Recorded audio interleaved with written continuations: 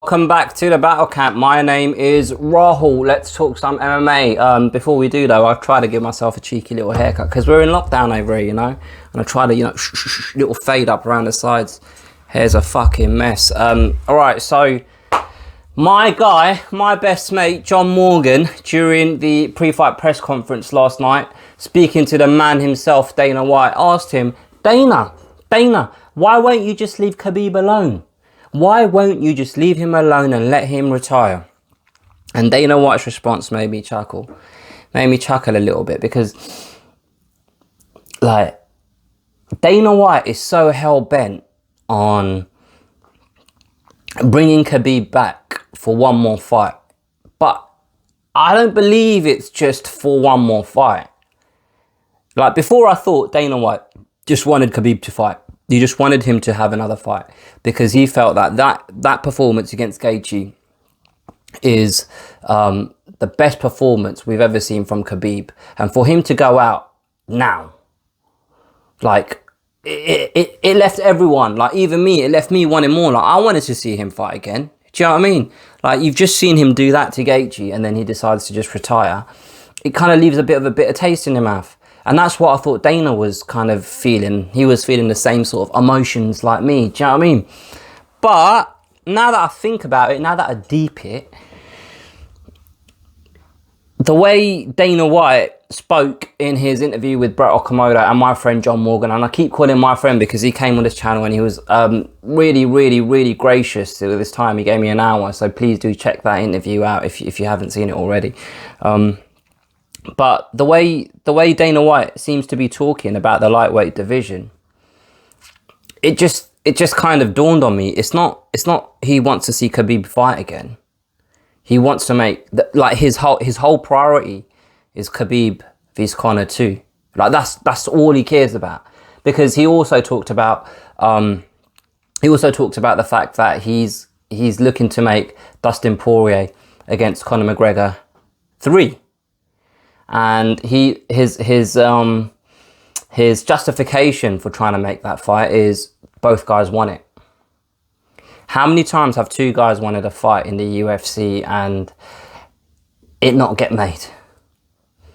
Do you know what I mean? Like, it's funny, right? Because I know I'm a bit scattered today, but I'm going to kind of try and make sense of all of this. So I've been seeing a lot of people on social media saying, if Khabib's retired, why doesn't he vacate the belt? If he's retired, why doesn't he relinquish the title? To me, it's the onus is on the organisation. If a fighter says, I've retired, then the organisation have to then make a decision. All right, what are we going to do with the belt? Who's fighting for the vacant title? Because by all intents and purposes, for all intents and purposes, right now, the title's vacant. Do you know what I mean? We don't have a champion because the champion has retired. It's the organisation, aka Dana White, that are showing the unwillingness to not create a fight for the vacant title. And it's the owner of the organisation that keeps talking about the fact that he's got meetings with the retired fighter Khabib to try to convince him to defend his title again. It's a weird one, isn't it? It's like it's usually the other way around. Where if a fighter becomes inactive, if a fighter's injured, if a fighter has a tiff with the organisation like John Jones and they decide that they've retired, it's the organisation that are really quick, the UFC are really quick to say, all right, we'll take that belt back. This is for this next fight is going to be for the title that you no longer want because you've retired. But in this case, it's a complete opposite, you know? So I find that quite interesting. And I find it really interesting, if Khabib wasn't in the picture, would the UFC immediately be booking a Dustin Poirier Conor 3?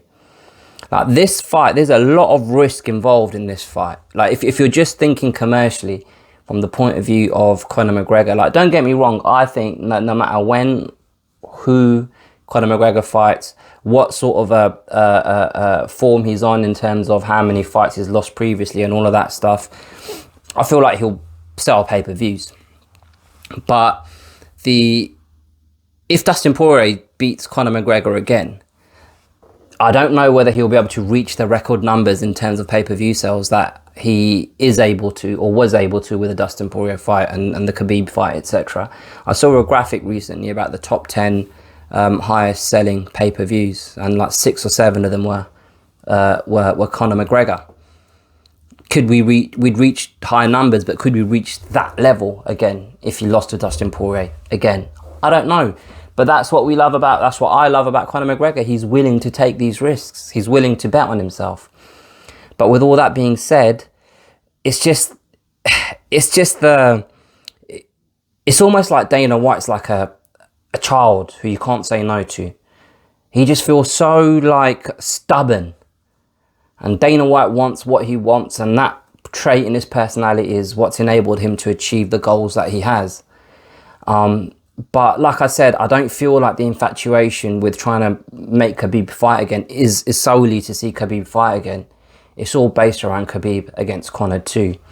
A theory that I saw thrown up on Twitter, and I don't know how real this is the fact that obviously the UFC have deals in the Middle East and Arab nations and stuff like that.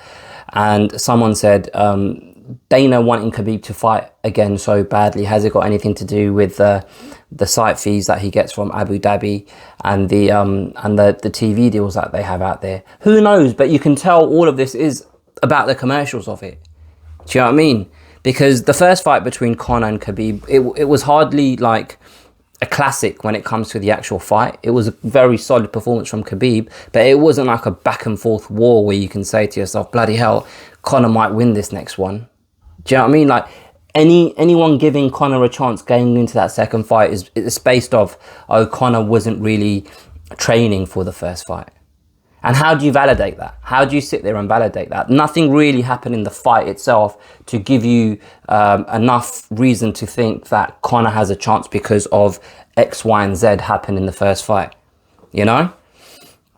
So it's funny, man, like this whole lightweight division just is sat there waiting and waiting for some movement, waiting for something to happen. I probably burped about 6 times in this video. Sorry. It's the protein shake, man. It's better out coming out of this end than that one. But yeah, like it's just I find it strange, man. I can't remember a time within this sport or this organization where this kind of pattern has been unfolding before our very eyes, where Dana White is just chasing after this one fighter to make one specific fight.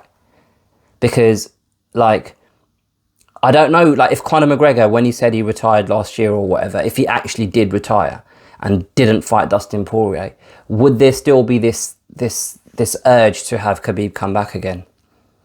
I don't think they would. I don't think they would. And if I'm any of these other fighters in the lightweight division, I'd be getting really, really, really, really, really annoyed by now. Really annoyed.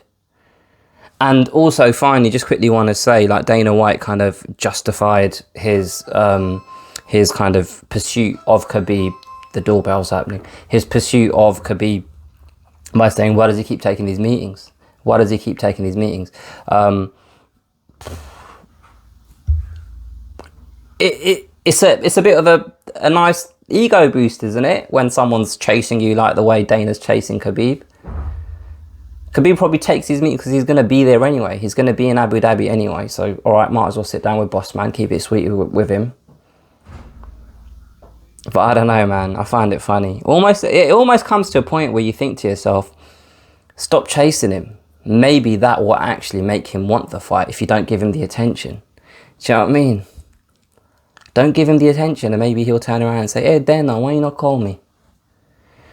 But yeah, what do you guys think? What do you guys think about the lightweight division? What do you think about this third fight between Dustin Poirier against Conor McGregor? Would you rather see Dustin Poirier fight someone else? Would you rather... How do you want the lightweight division to be booked? Because I've had a few conversations about this. I've made a few videos about this. I change my mind quite regularly. But it was exciting when Khabib retired last year. But we haven't really moved forward since then. And now it's starting to drag a little bit. And there's no clear kind of, you know, the dust hasn't settled yet. And there's no clear picture of, all right, well, he's fighting him and then he's fighting him. And then the winner of those 2 fights are going to fight each other. And then that's going to be your champion. We still haven't got that. And that's a bit of a problem now because the longer it goes on, I think the fighters will get more and more frustrated. And if this pursuit of Khabib doesn't end with him deciding to fight, what a waste of 6 to 8 months or whatever it's been. But yeah, anyway, let me know what you guys think. Please put your comments below. If you've enjoyed this video, please do subscribe, share it with a friend, hit the like button. If you listen to podcasts, you can get all of this content on podcast platforms. All of the links to your favorite podcast platforms are in the description below. Thank you. I'll see you next time. Bye. Ta-ra.